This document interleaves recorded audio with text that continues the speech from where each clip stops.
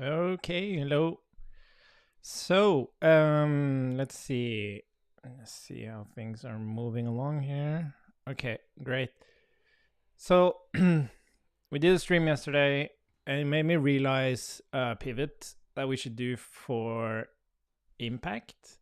And it's based on because I had these two experiences now where I've been working with Cerebral and Overmind, which are these global state stores, but they have some challenges related to typing.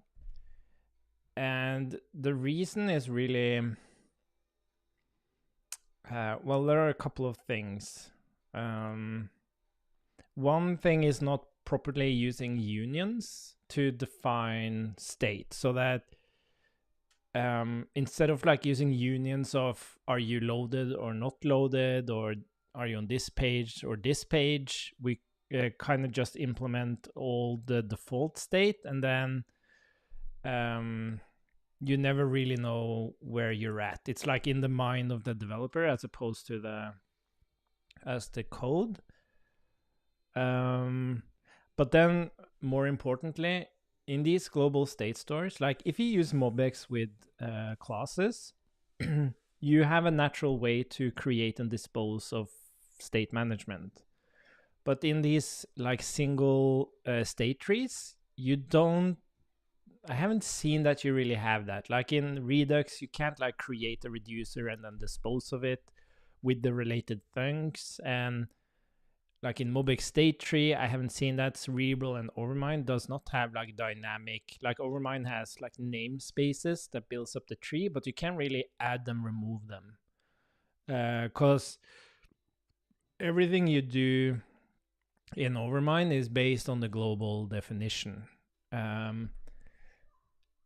And it made me think that what I wanted to do is to have that dynamic behavior that you kind of instantiate and dispose state management related to what's like in the app at this moment, it being a page or a feature or whatever. And I thought a good idea was to do what Impact does, which is to basically allow you to mount stores in the component tree. So you're kind of latching on to React, and then you mount stores kind of like contexts, but you don't solve this fundamental problem of being able to like reason about the application. Because that seems to be like a black and white problem. Sorry if I'm just trying to latch on to the session here. Sorry if I'm just being confusing. Because the black and white thing I'm talking about is that either you have a component tree that represents your UI and the state management aligns perfectly with that. Like everything you do in terms of state, data, subscriptions, everything kind of just perfectly aligns with what the UI shows. But what happens in rich web applications, like complex web applications, typically like single page applications, is that these two things starts to diverge. So if you think about your main component as the entry point of your application, it really only shows you the UI in these kinds of applications, because your state is just all over the place. They're defining components that has nothing to do with that state, just because you have multiple nested components consuming the same state and so on. So it's kind of, I call it like an inflection point where mostly your UI and all the state management is very closely aligned. So this main entry point, this main component, you can use that to reason about both the UI and the state management of the application. They're so nicely aligned. But then these other kinds of applications, they diverge so much that it becomes really hard to reason about the state management in that application. So why not have two entry points? You have one entry point for the UI and you have one entry point for the application. The application meaning like the state management and all the logic and everything. And that's what global state stores do, really, depending on to what extent you use them. Like for Cerebral and Overmind, they always had this mental model that Cerebral or Overmind, that is your application. React just derives that state and builds a UI from it. And interacting with that UI, you can like interface with the application, like the public interface of the application, and you can like call methods or actions or whatever you want to call them and change the state. But you could run the application without React, right? It had everything in there except the UI. Yeah, and then we jumped into like embracing React. I had so many challenges with that. And then I thought, okay, maybe the silver bullet is to kind of allow you I don't know how to explain that either. But I just told you, like, having these stores that you mount kind of like contexts through React, but that doesn't solve the problem, because you're still so diverged between UI and state management that it becomes hard to reason about.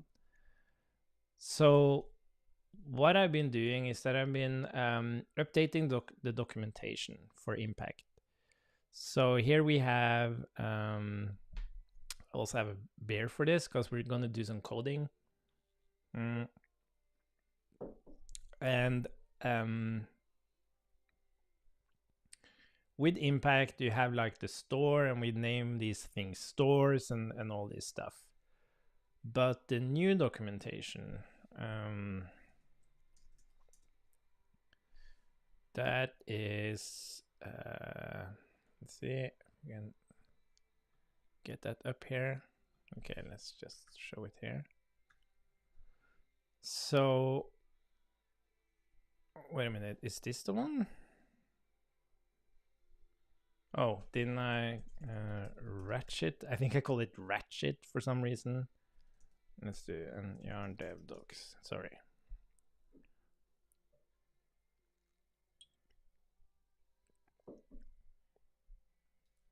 Oh, docs dev.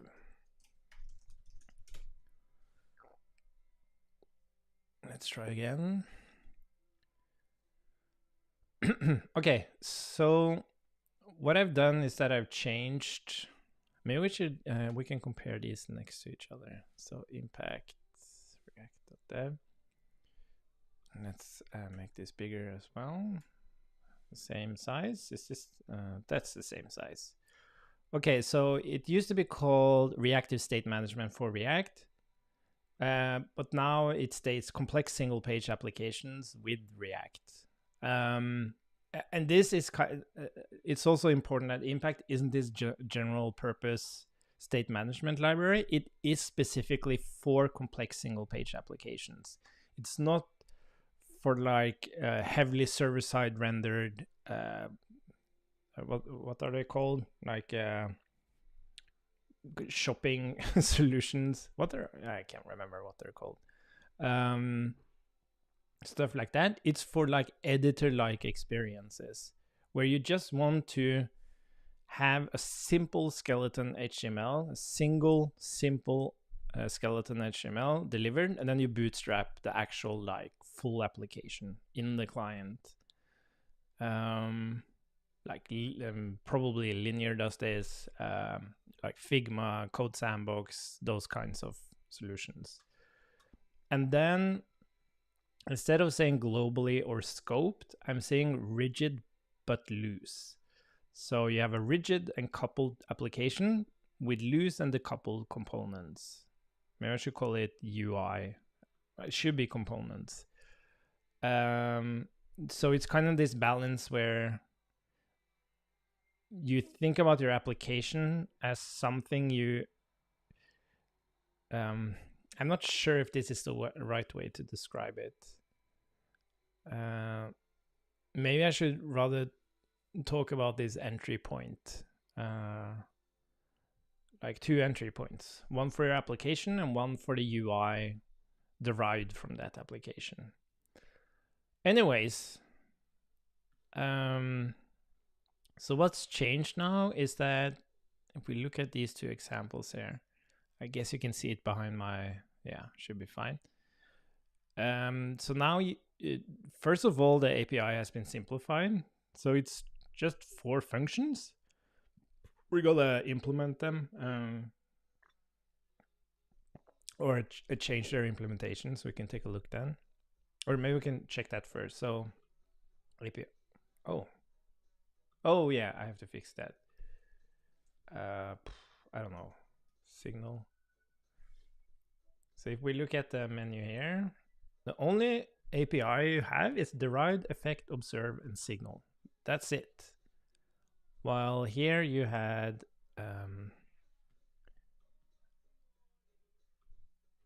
cleanup, create, store, provider, derived, effect, signal, store, and use store. So it's been simplified. And the only thing, let's see here. So instead of creating this like store entity, you just say create app. And then I've dropped the store.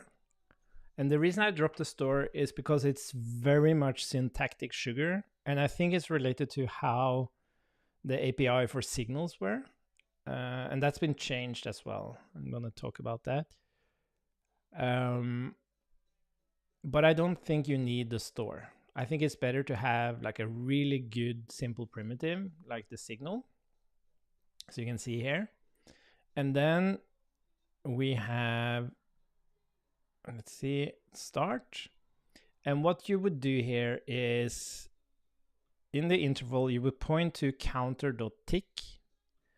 And that kind of dives into the underlying signal value property. And then you could like change it.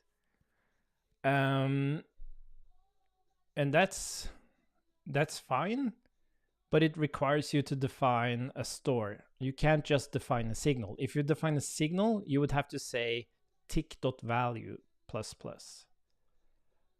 And what happens is that if we were to,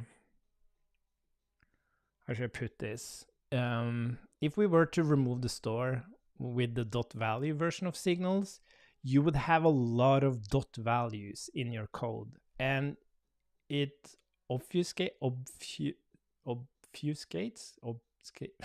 what's the word? It gets harder to see the actual names of things. So tick is the important thing.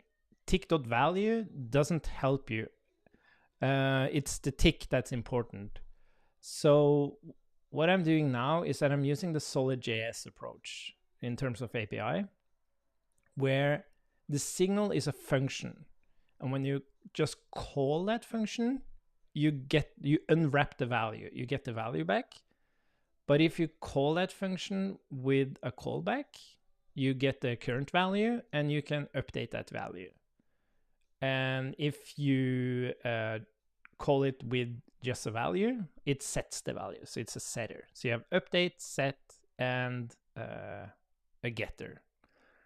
And what that does is that even though there is some syntactic overhead, which is the parentheses, it's just symbols as opposed to .value, which is like, it has meaning, right? And then if you have tick.value, is ticking.value, and those things are like next to each other, and you just see these values, it gets harder to see the is ticking and the tick. As opposed to here, you see more clearly. And there is a version of this where you use like tick.set, tick.get, tick.update, for example, which Angular does. But that is very object-oriented. It doesn't fit in this functional world. Where I think .value fits the best. But I think this is a really nice... This is still... Well, I wouldn't say it fits the best, but it's more... like less exotic, I guess. But this works really well. And a bonus to this is that in this update function, we have immer behind the hood. So you can let's see. You can just say, if it's a list, you can say current.push, and it still like updates the whole array as React expects. And it reads really nice, like is ticking true, is ticking false. I really like how it feels like you're assigning, which is nice. But yeah, that's the reasoning behind that. And then instead of having like this whole use store with the using keyword and all of this stuff, we now have observe, which has a drawback. Basically that you get anonymous functions in the DevTools, and also if you combine observe with memo, it's kind of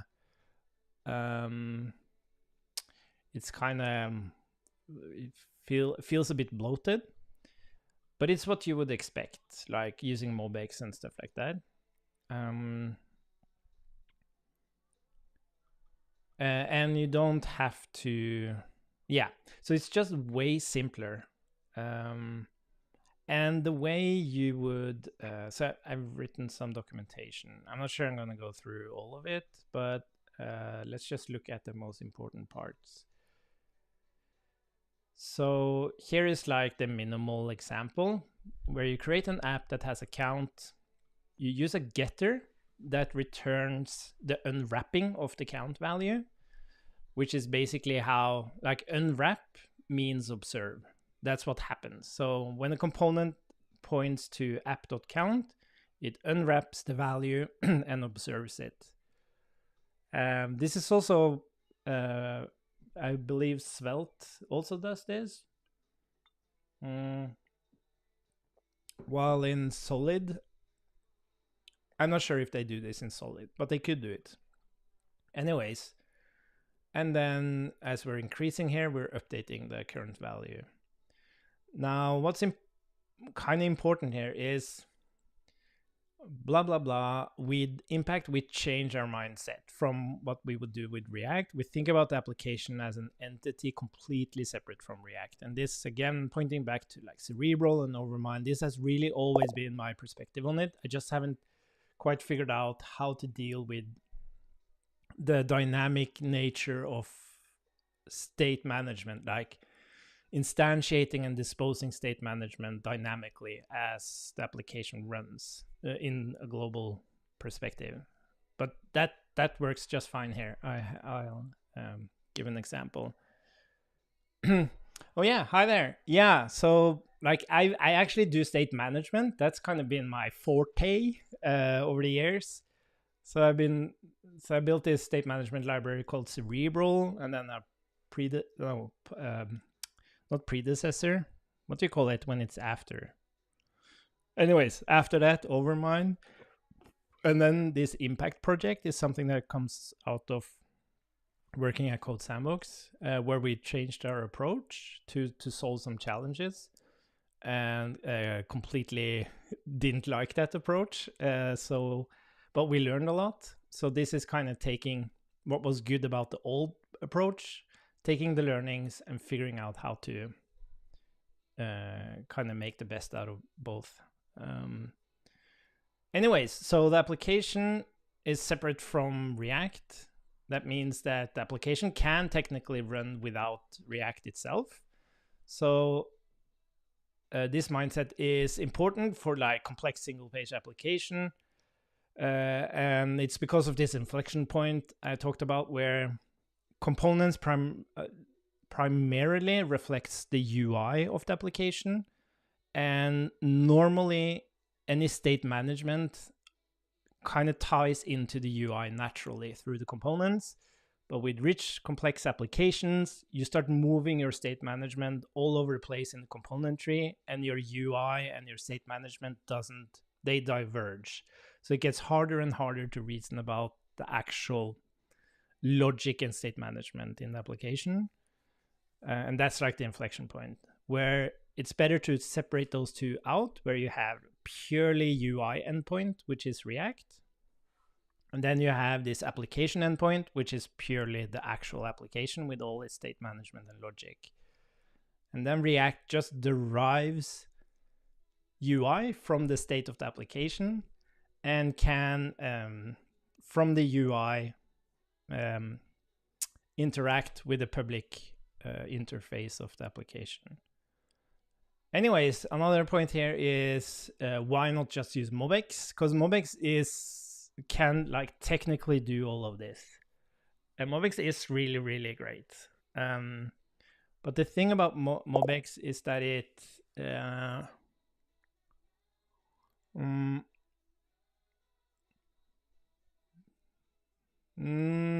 expando objects, that's a new term for me. Expando objects. Is this part of .NET? Oh, interesting. Yeah, I can take a look at that. Anyway, so MobX, they have like mutable values, which is a different paradigm from React. React wants like ideally immutable values, but you don't have immutability in JavaScript, so you kind of, at least they should change reference. So when you push an item to an array, you get a new array. But that is not how MobX works. It's not like a practical problem. It's just a different paradigm that React wasn't designed for. And MobX also encourages a class-based paradigm, which is a different paradigm from React, which is functional. You can use something like MobX State Tree, which is closer to what React, in the sense that it's declarative, it's not like class-based. But still, it's immutable values in that state tree. And MobX forces you to create these action wrappers around changing the observables, which is super inconvenient, especially with async functions, because you have an action, which is the synchronous part of the async function, and then you have to wrap like any async execution in an action, which is not like, yeah, it's very inconvenient.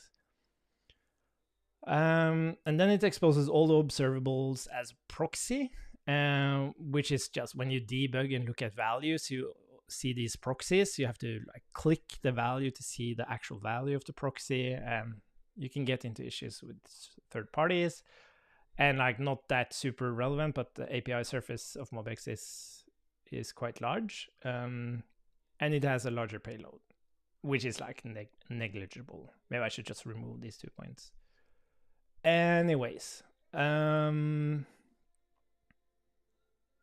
than that, it's basically the same, but now it's not this like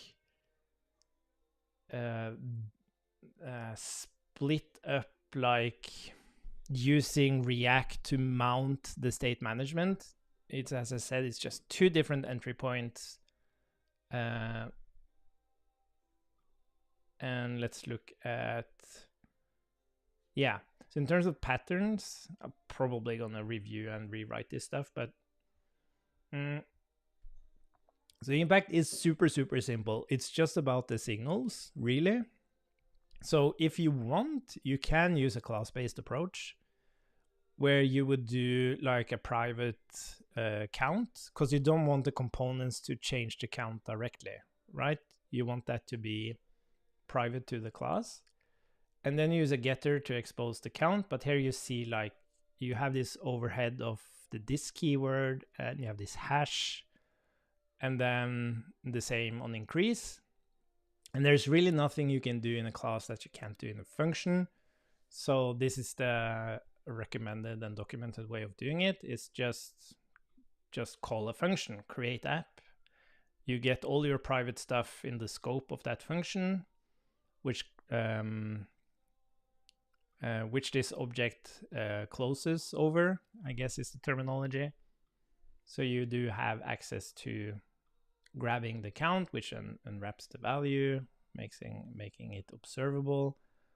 And then again, so you don't have this overhead of like the this and the hash, and like It's just cleaner.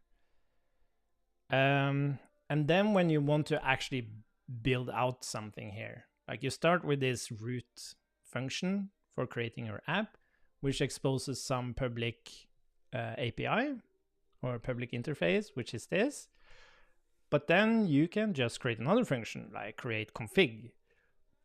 And it can have its signals and whatever you want, returning some public interface that can be used internally in the app or being exposed further out to the world.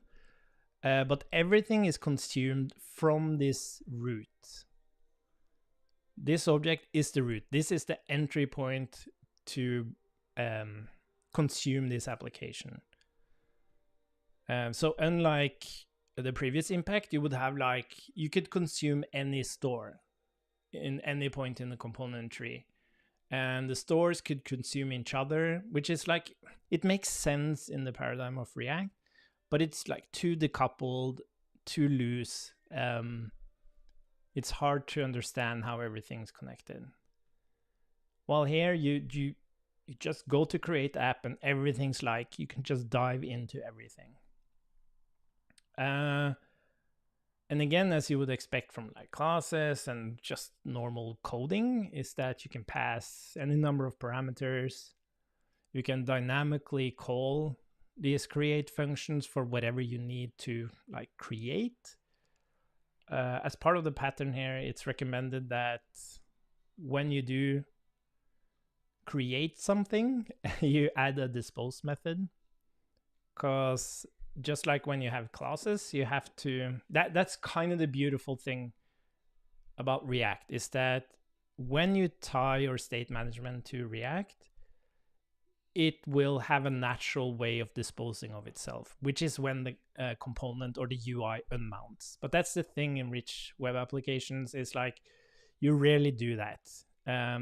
You typically want your state management to live on beyond the UI. But you do want to be able to like dispose of some state management that you don't need anymore because you close down the feature or you change page or whatever. So that's just a pattern of doing that dispose. And then there's this interesting thing, which I often see in classes. It's like you never truly know what's private or public by just looking at it. You have to like really analyze the class to find the private and public parts. And that's because it just requires a lot of discipline to say that I want all my private properties first, then I want my public properties, then I want my constructor, then I want my private methods, then I want my public methods, for example. Just following that, it just doesn't happen in a team. What's interesting about how to achieve that with a function is that you can start by defining your like properties, and then you can return your public interface, which is your public properties and your methods and everything. And then everything that's logically private, like private methods, you can actually put them after the return statement. So when you look at any of these functions that expresses the functionality of your app, you will get the most important information first, which is what signals is it defining, what subscriptions does it start, or whatever else. And then you get what is its public interface. And then you have the less important parts, which is like the details of how it operates, which are these private functions, because they're hoisted right to the top by JavaScript. I think it's easier to follow this pattern than private and public methods like in classes, but yeah, I don't know. And then passing dependencies. So this is always like tricky. You see this in React as well. Like you do a lot of props passing, passing state as props, like 3 levels down to a component. You get a similar thing here where, for example, you define an API and then the admin needs that API. And maybe there's something inside admin, which is like create configuration panel, whatever, which also needs the API, right? So you just pass it down and down and down. In the object-oriented paradigm with classes, you have dependency injection, which alleviates that issue, which is actually really nice. You can achieve something similar in just plain functions, but I don't think it's worth the overhead. Like, it's just something more you have to learn. And even though this can be a little bit tedious, it's worth not having some like learning about that magic of dependency injection. And as I'm stating here, you can also like define some common object, like a utils object, for example, that you pass around instead of like individual tools like API and something else and something else. What's really interesting about this, which is not possible to do in classes, is lazy loading. So here you can see we have some piece of I'm not sure what to call these functions. They are classes in a sense, but they're represented as a function. You could call it a store or whatever, I don't know. The point is you can define it as an async function. That's perfectly fine. So when we create a post giving it an ID, we can actually go and await that post, and then we create signals out of the data, and then we return a public API or a public interface for that specific post. Then we have like the parent create posts, where we just have a dictionary of posts, which acts as a cache. And then we have this public method of get post, where we grab the post if we have it. If we don't have it, we go in and create it. And that returns a promise, right? When we call this async function, it returns a promise. And then we return, oh, there's a typo here. This should be post. And then we just return that post. Now in React 19, you can consume promises. So when we're in the UI world, we can actually just use that post, and it will throw to the suspense boundary of React when that promise is not resolved yet. And then you get the post and you can just use it. And this is a new thing in React that there will probably be a lot of like different patterns and stuff around that. But this is really nice to see that you can just use. I'm just going to fix that because I'm going to forget it. Where was this? What were we looking at? Oh, patterns. Patterns. Post. Yeah. So yes, so that's really, really cool. And you could even like consume your whole application. Like if you have create app as the root, and you want to initialize something asynchronously before you can consume the actual app, you can just do that and consume it in React, and it throws to the suspense boundary, and you get a loading indication in the UI. It's really, really nice, and that's something you can't do with classes, right? Whenever you want to asynchronously initialize a class, you create like a static initialize method, which returns the actual class instance after some asynchronous stuff. So to say that you can't do it is wrong, but this is very, very smooth. And then you can still use context providers. Like you don't have to. You can just create app on a variable and start consuming that app variable or app reference in your components with the observer or with observe, and that will just work. But you might be in a situation where, for example, you're lazily mounting the UI of a feature. Maybe that feature has like an npm dependency that's quite large, and now you would also have to like bring in your whole app into that bundle, that lazy bundle.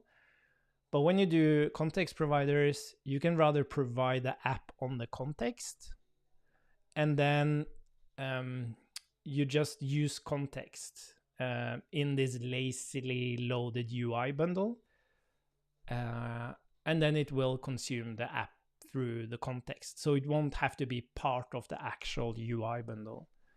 And you can still import types and stuff, so you get correct typing and everything, but it's smaller, a smaller payload.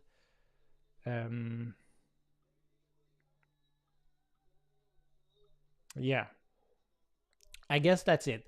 Now the thing we haven't done here is to actually implement this. But that was just, yeah, raw output of all my thoughts. I also have some new stuff on routing.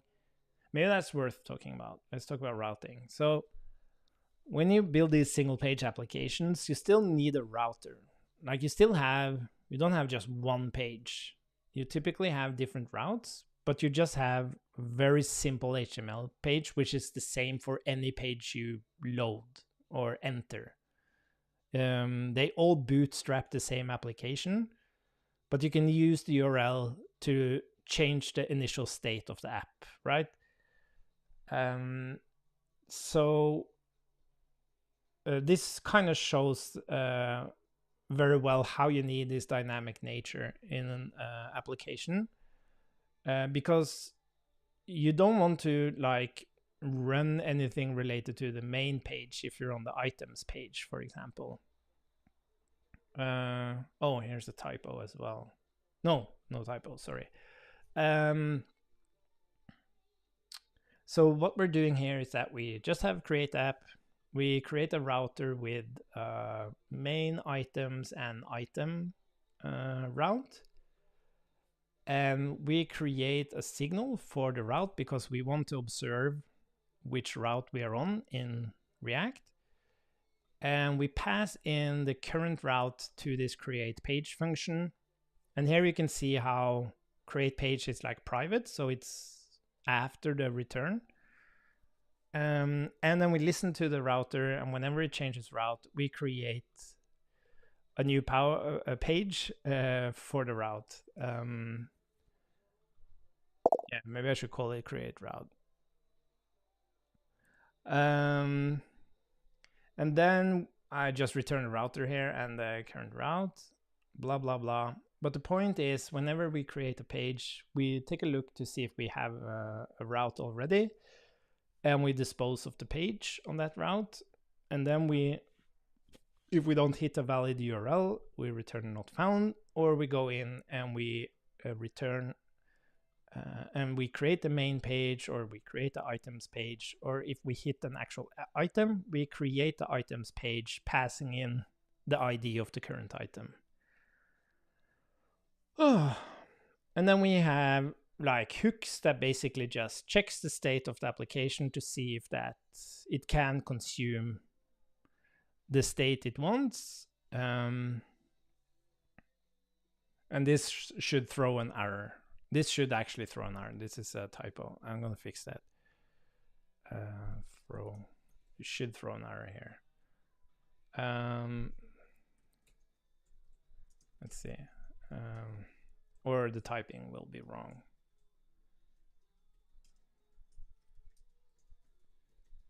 Throw new error, invalid use of. You can. The application is not in the main. Is not on the main page.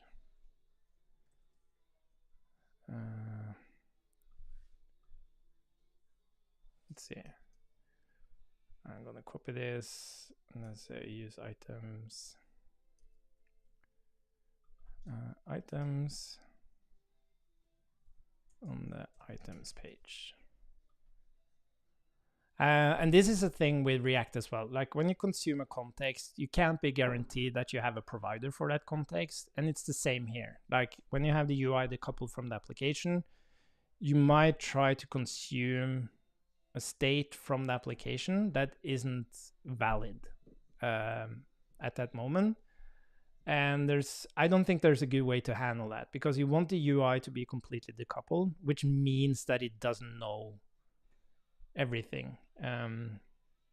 Or you would have to like tie the UI to these different states, which is kind of the problem, I think.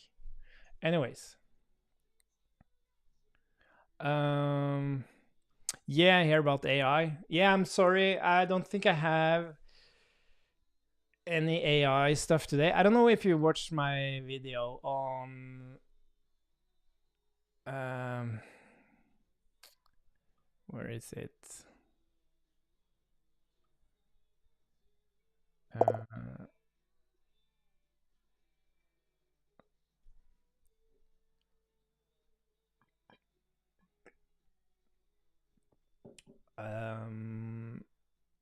Let's see. Where's the coding engine? I don't know if you watched this one.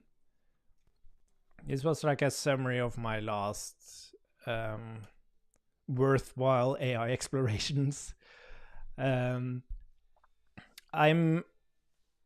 in terms of AI, I am still like tagging Llama Index videos. I want to watch. In terms of, for me, like AI is all in RAG now. I really want to understand RAG well, and what tools are the best RAG tools, and how do you make RAG work the way you want to work? How do you chunk data in a way that makes RAG better? All of that stuff. To me, that's like, it doesn't matter how powerful the LLM is if you don't have good RAG, in terms of the stuff I want to use AI for, which is like getting information about something that's in front of you, as opposed to like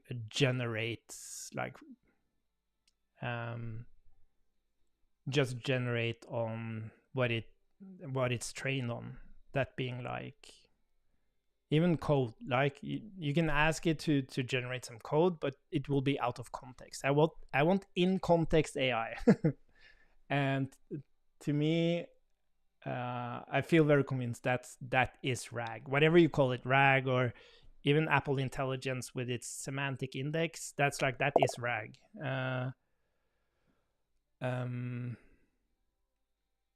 Yeah, semantic router. Yeah, so that's like super, super fascinating. But I did work on a project. Like I thought about, okay, LMs are really good at summarizing text. Like that, they're really, really good at that. And that's where it has like really good real value already. It's like, give it some piece of text, ask it to improve it, or ask it to create a summary or whatever. And I was thinking about like the world we live in, where all information is real time, and how it almost feels like you live moment to moment with the rest of the world, because you're constantly being flooded with information through news and everything. And then I thought about what it was like before, where you start your morning by reading about what the world did yesterday, like the newspaper, right? And then you read that, and then you focus on your day. And then the next day, you read about what did the rest of the world do yesterday, and then you focus on your day. Well, now it's this like constant pull on your attention. And then I thought, wouldn't it be really cool if you could use LLMs to kind of print a paper for you? So the way I did start implementing it, but I actually got into a Firebase admin issue that made me so pissed off that I stopped working on it. Basically what it does is you just give it some URLs to some different sources of news, and then during the night it will go and basically scrape those pages. And I was like converting to Markdown and figuring out a way to not rely on RSS feeds and stuff like that. And it's interesting because it can be quite challenging to extract information that way. But anyways, that's like one part of it. But the thing I wanted it to do was to allow you to get the information from anywhere in your language, because the LLM can translate for you, and then it can summarize for you. So instead of taking the clickbait text on the article, it will actually read the article and create a short summary for you. And it could even like create a poem about yesterday based on news articles. You could ask the author of the paper to make the news in a sarcastic tone. So you could choose the tone of the newspaper. You could do things like, I don't want bad news. Like, I don't want to hear about all these people being run over by like traffic accidents. Like, I can't do anything about these traffic accidents. They just make me sad. It's a bad start on my day. But I do want information about traffic accident statistics, for example. And then you could like basically instruct the LLM to kind of tune this personal newspaper kind of thing, which you get every morning based on yesterday. So it's as much about concept as about technology usage, but it's not like the most exciting use of AI, of course. It's basically reading text and summarizing. But I think it's a cool idea. Anyways.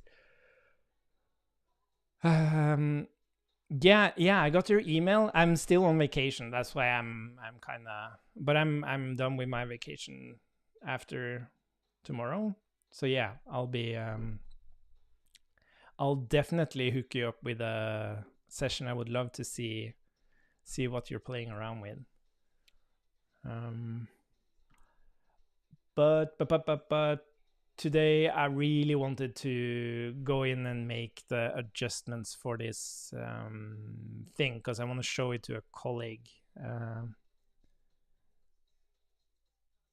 And it's been like, I've been working on this thing for like almost a year. It's funny. Yeah. But it's finally coming together. Okay. So the nice thing is that there's so much stuff we don't need anymore. We don't need any of this. We don't need the store. We don't need store state. We don't need the store container. We don't need the store container provider. We don't need cleanup. We don't need global stores. Active component observer context. Don't need that thing. Don't need use store. Don't need create store provider. We don't need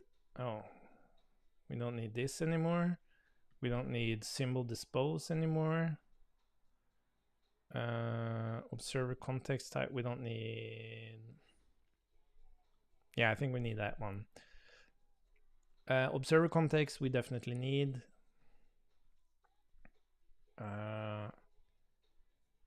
Yeah, we need the signal tracker. We need the signal, but it should be different. It should be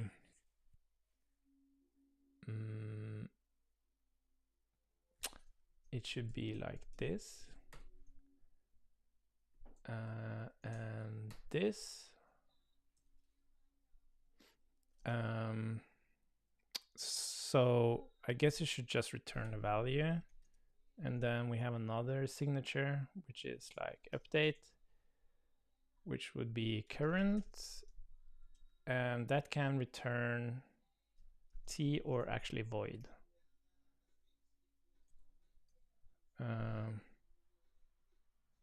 Is this correct? Is resolving store? Yeah, so we can remove that. We can remove read-only store. We can remove store. This is pretty crazy. We need to change the implementation here, but that should be pretty straightforward. This is the promise stuff. That's also really cool about these signals, is that they have first class support for promises. So they make promises observable.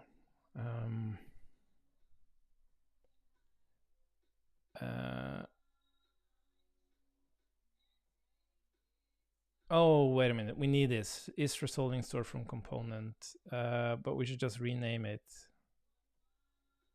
I think.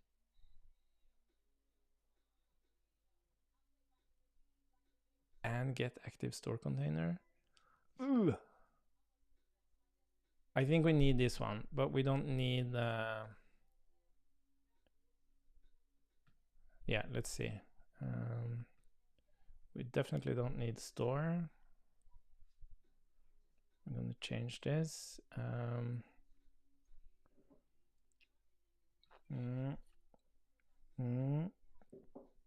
Effect, blah, blah, blah. We don't need that cleanup thing. And then we have observer, which should really be called observe.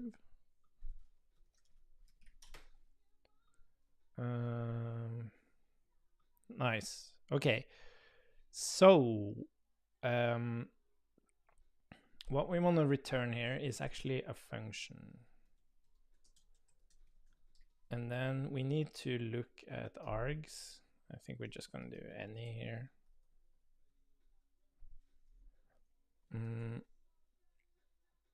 Param. We could probably do,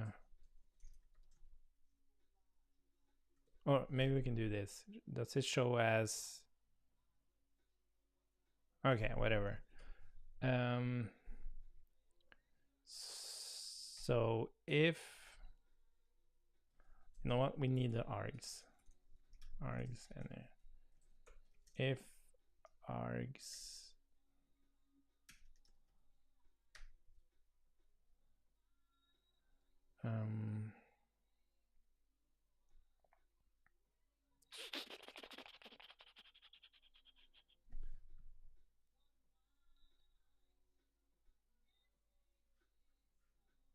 okay, if no args length, that means we just wanna,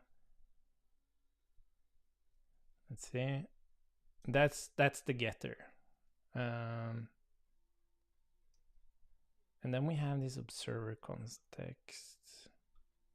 This is related to the debugger. But is resolving. We should change this.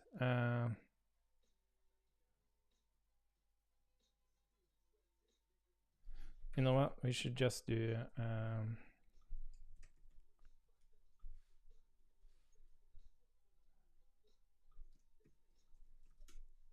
type equals component. That's what we want to do.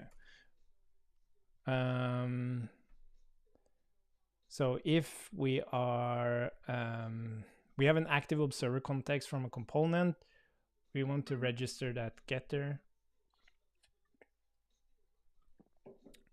And then this is the debug stuff. And then we return the value. Yeah, so basically what this means is if we have an active observer context in a component, we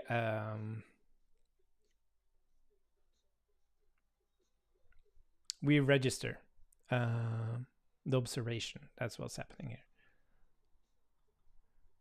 Could probably say observe anyways. And then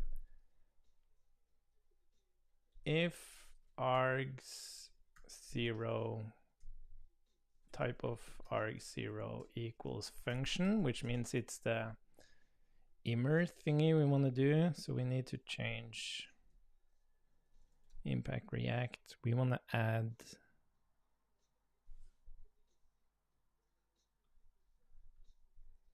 let's see.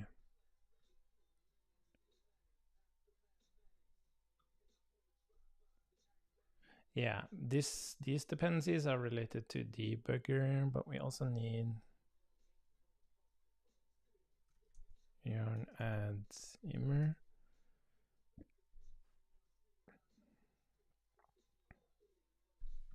Yeah. So we need, oh, look at this. We can remove a ton of stuff. So we can import produce from immer. So if it is a function, what we want to do is, it's basically a setter. So we want to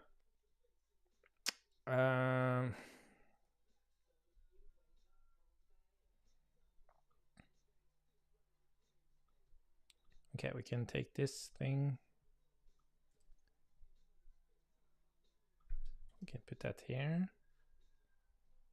Oh yeah. Oh no, it's after that. So const new value would be arg0. Well, I guess we can call it let new value. Let new value. And then I think that's fine. Oops.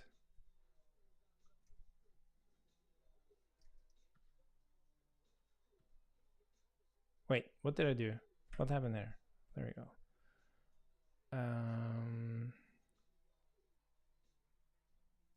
Then we have more stuff here. So this is just, do we really need this?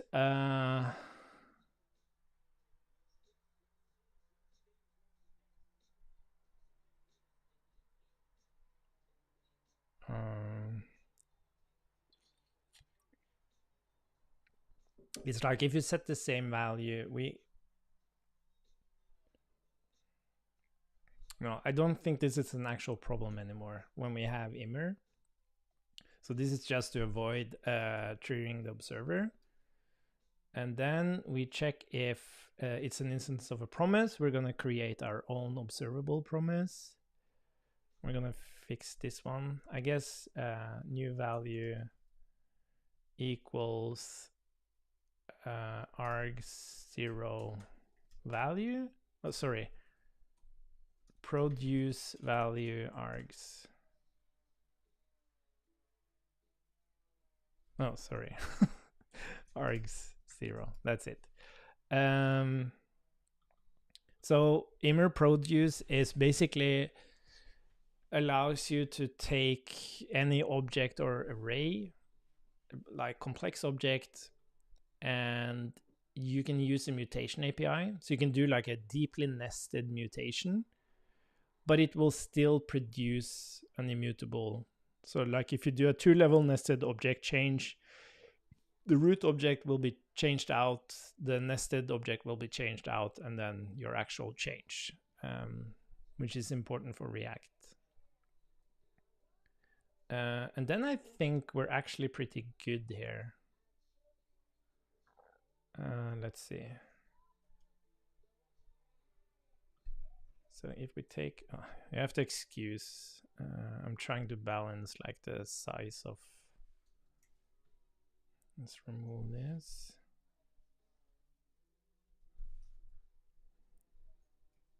I'm not sure why, oh, if it equals the prep value. Okay, I guess this is fine. Yeah, I think this is fine.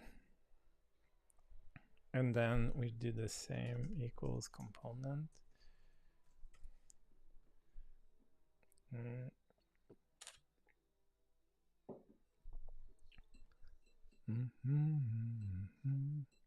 Yeah, so this is also should also just be a function.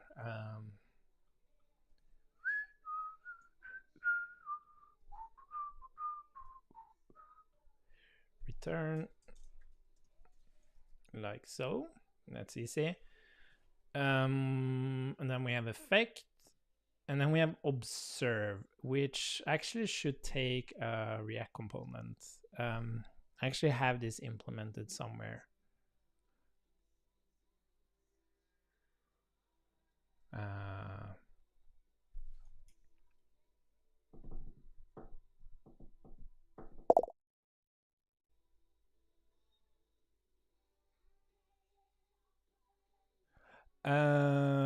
Yeah, so you can do so you have derived and effect. Let's see, I can show you. So a signal, god damn it. Oh, I have to fix these links. Oh, is it not running maybe? Yeah, that's true. Is it? Yeah, yarn docs dev. Oh, yarn docs dev. So learn. So signals are values, right? So you have this count. You can call it as a function to unwrap its inner value, which also triggers observation if you're in a context where you can observe, which is typically a component. And then, as I said, you can call it with a new value, which is a setter, or you can call it with a callback, which gives you the current value, and then you return the new value. But then you have derived. So derived can take, oh, I need to update this. Oh, sorry. Docs, learn, look at that. Enabled.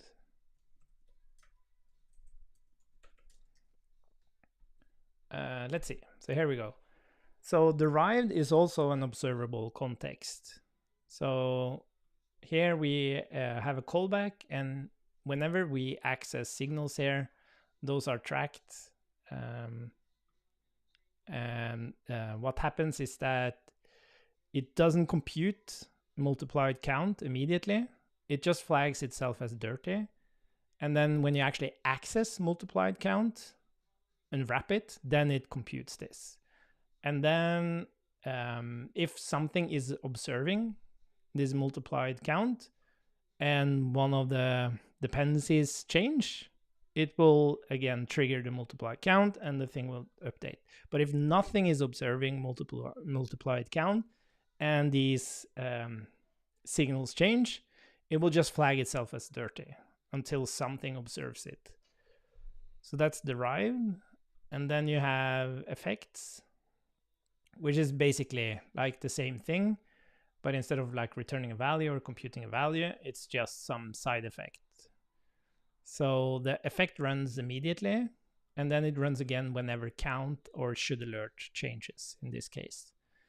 And you can also change, it's also safe to change a signal within an effect. So even though I would change should alert here, it doesn't go into loop, like because it's also observing should alert. So it's safe from doing that. If that answered your question. Yeah, it's funny. Like I've reflected a lot on effects. So I have this. Where is it? Yes, here. So what I've learned from our current iteration on Code Sandbox is that we were using an approach that heavily relied on effects.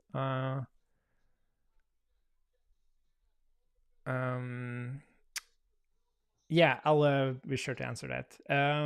So that thing we're using at Code Sandbox now was heavily leaning on effects.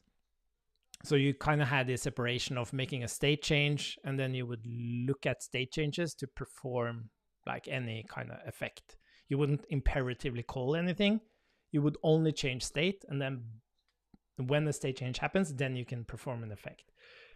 And that's, in theory, that's nice. You kind of protect any side effects from happening by controlling the state changes. So based on this state, should I move into this state? And if I do, only then an effect can happen. But in practice, it's horrible. So as a very tiny example, like I want to do this alert whenever the count hits 10. It's very easy to think, oh, we should go in and do an effect for that. But what happens in practice is that some developer, maybe even you in the future, you're going into this increase method and you make a change to it. And you have absolutely no idea about this side effect, right? And maybe even you count to 10 and you see the alert happening. And you go into the increase because you know that increases the count. And there's nothing here about this alert. Where the hell is that alert coming from? So I think a much better way to think about, or how you primarily should think about effects, is that you want to do them tightly coupled to where the state it relies on changes. So in this case, it's very simple. We have the increase. After we increase it, we check the count, and then we do the alert. So that you know that increase and alert, they are tightly coupled. Now, that's what I think you should primarily lean towards. But there are, of course, situations where, as I'm stating here, you might have multiple states, right? You might have some state changing over here, and then you have another state changing over there. You can't see my hands, over there and over there. And then you want some effect to happen based on those two things. You don't want to implement logic over here stating that, okay, if you change to this and this other thing is this, then do the thing.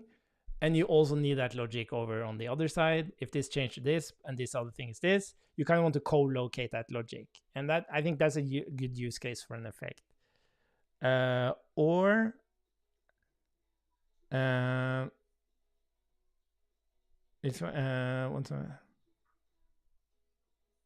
Regardless of where, yeah, maybe this is the same. Yeah, doesn't matter. That's how I think about effects.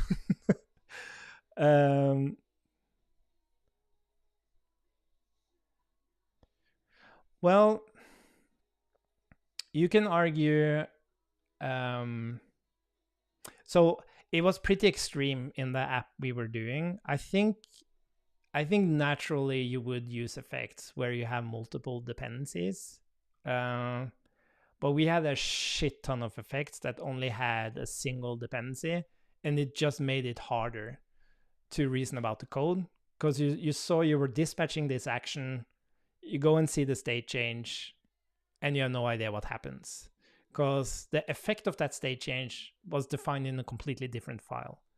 It was really hard to reason about. You could use a dev tool to kind of see what effects triggered based on certain actions, but it was just reading the code. It was just horrible. And that's, I guess that's the challenge with like event-based systems, is that you have this, what do you call it? Indirection. Like, it makes a lot of sense in theory. I just have really bad practical experience with it. Whereas when you have very plain imperative logic, people aren't confused by that because it's rigid, coupled. You can command click your way through it line by line. It does exactly, you can read what it's supposed to do line by line. But then as soon as you start decoupling these things, you lose the command click ability, the navigation ability in the code. And you do rely on dev tools to give you that information. But I think the best debugging tool is like the IntelliSense. Like, if you can use the IntelliSense of the code, if the code actually understands how it runs in terms of like, you can command click your way through it, I think that's the best experience, developer experience. And then there are, of course, other arguments for decoupling things and so on and so on.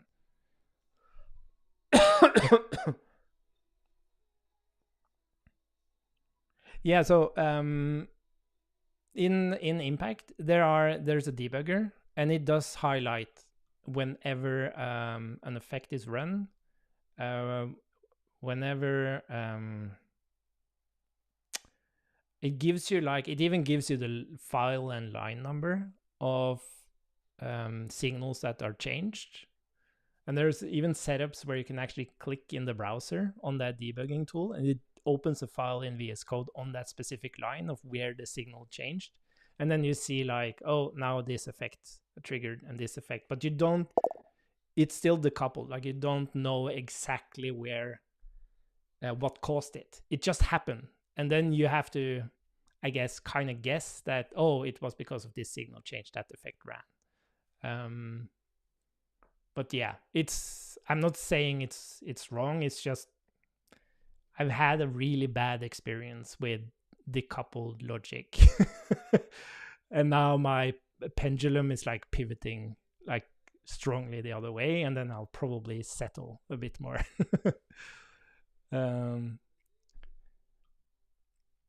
Yeah, your state management should be easily visible, and that's my biggest concern about this thing, is that I'm used to having this perspective of a single state tree, and the beauty of a single state tree, it's like it's literally a tree of state that just represents your application. It's a beautiful thing when you go into these debuggers I built. Is like you just have this object and you just dive into it and you see everything in the application.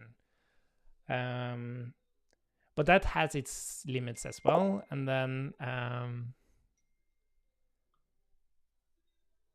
but yeah, to me, like state management is incredibly fascinating. And it's my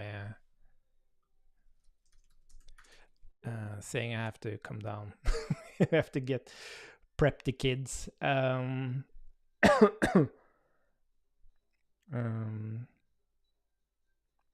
Yeah, functional visualization. You should see the like Overmind.js. This is and I should show you the other thing I built.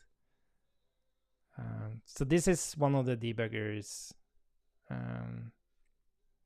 I built, where you have like, this is kind of the state tree, and then you have your actions, and you see you see everything, and also Cerebral. Yeah, you might find this interesting. So this was like the first like valuable tool I created in state management, and this was something that came after it. But the debugger is freaking amazing. It's pretty insane. But yeah, so those kinds of tools are definitely helpful. But I guess there's this balance, right? You don't want yeah, I guess what I just stated, primarily the code itself should be the tool for debugging. Like you should be able to reason about the problem, looking at the code and potentially see what actually happens, and then reason about what the problem is, and not rely on debugging tools.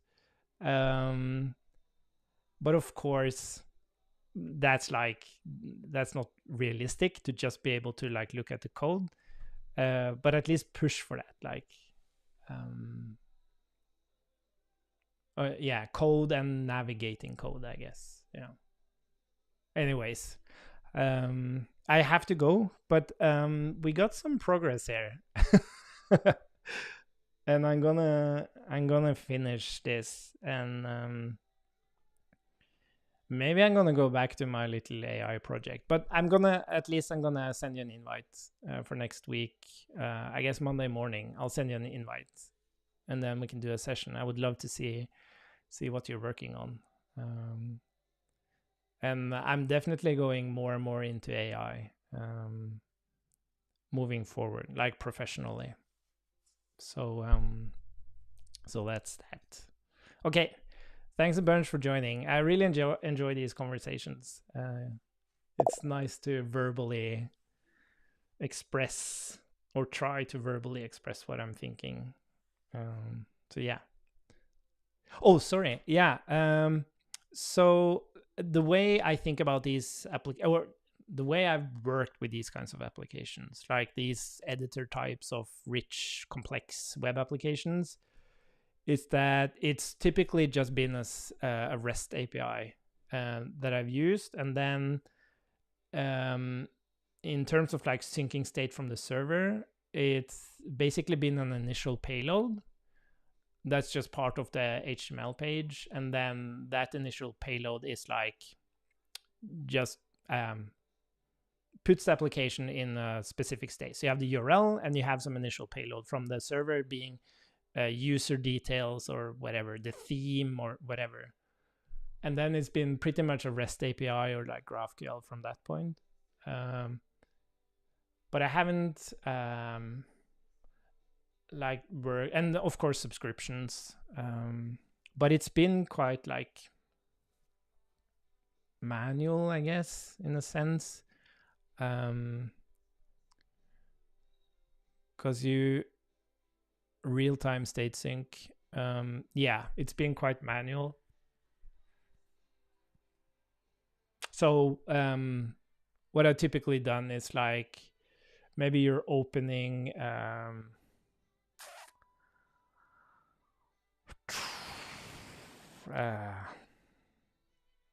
yeah, a good example.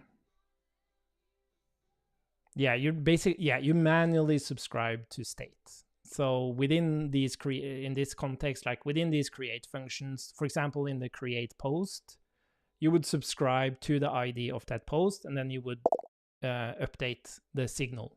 I've seen like frameworks that like does all of this. But yeah, I don't have like a proper opinion on, because I haven't really tried like higher abstracted frameworks for doing state syncing. But I really appreciated the flexibility of just doing exactly what I needed to do.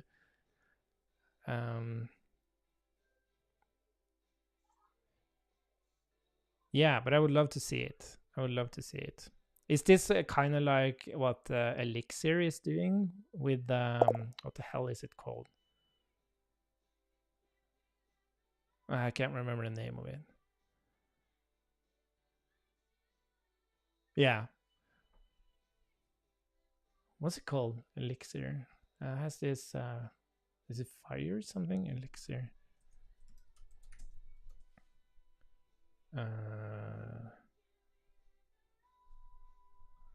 UI framework. What the hell is it called?